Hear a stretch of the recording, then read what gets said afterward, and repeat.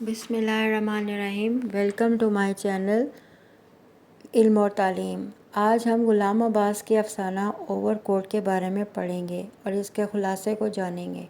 غلام عباس اردو کے ایک مایہ ناز افسانہ نویس تھے۔ افسانہ اوور کوٹ ان کی ایک بہترین تحریر ہے جس کا مختصر خلاصہ یہ ہے کہ ایک خوش شکل نوجوان خوش لباس بھی تھا، بڑھیا سا اوور کوٹ پہنے ڈیوس روڈ پر چلتا جا رہا تھا۔ یہ جنوری کی ایک سخت سرد شام تھی، لیکن وہ اس سردی کی پرواہ کیے بغیر ٹہلتا ہوا جا رہا تھا۔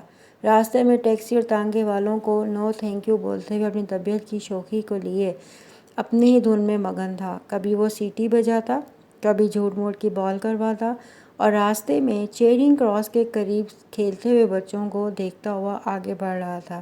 پھر وہ کچھ دیر کے لیے بینچ پر بیٹھ گیا۔ مال روڈ پر ٹریفک جاری تھی، بہت کم تعداد میں لوگ فٹ پاتھ پر چل رہے تھے۔ کچھ لوگ تو اپنی سردی کو ختم کرنے کے لیے تیز تیز چل رہے تھے۔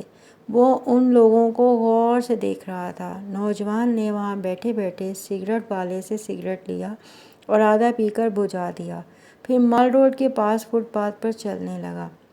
وہ کبھی بک سٹال پر کھڑا ہوتا تو کبھی ایرانی قالین دیکھتا، لیکن کچھ خریدے بغیر ہی آگے بڑھتا رہا۔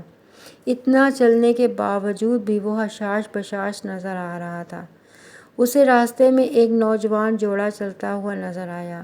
وہ اس جوڑے کو قریب سے دیکھنے کے لیے مال روڈ کو پار کر کے میکلوڈ روڈ کا رخ کر رہا تھا، مگر اب بھی اس نے آدھی سڑک ہی پار کی تھی کہ اینٹوں سے بھری لاری اسے کچلتی ہوئی آگے بڑھ گئی۔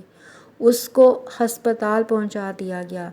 اس کی ٹانگیں بری طرح کچلی گئی تھیں، لیکن خون زیادہ بہنے کی وجہ سے وہ چل بسا۔ جب اس کو سنگ مرمر کے میز پر لٹایا گیا، اس کے کپڑے اتارے گئے تو جب اس کا اوور کوٹ کھولا گیا تو اس کے نیچے بنیان بھی نہیں تھی اور ایک پھٹا ہوا سویٹر تھا۔ پتلون کو پیٹی کی بجائے دھجی سے باندھا گیا تھا۔ بوٹ چمکدار تھے، بے شک پرانے تھے۔ مختلف رنگوں کی جرابیں پہنی ہوئی تھیں۔ اس کے اوور کوٹ کی جیبوں سے ایک چھوٹا سا کنگھا، ایک رومال، 6.5 آنے، آدھی بجھی ہوئی سگریٹ، ایک چھوٹی ڈائری، گراموفون ریکارڈوں کی فہرست اور کچھ اشتہار تھے جو کہ ملے تھے، لیکن افسوس اس کی بیگ کی چھڑی فہرست میں شامل نہ ہو سکی کیونکہ وہ حادثے کے دوران گم ہو گئی تھی۔ اور یوں ایک نوجوان جس نے ایک اوور کوٹ کے پیچھے اپنی حقیقت کو چھپایا ہوا تھا، اپنے ہم جنسوں سے منہ موڑتا ہوا دنیا سے چلا گیا۔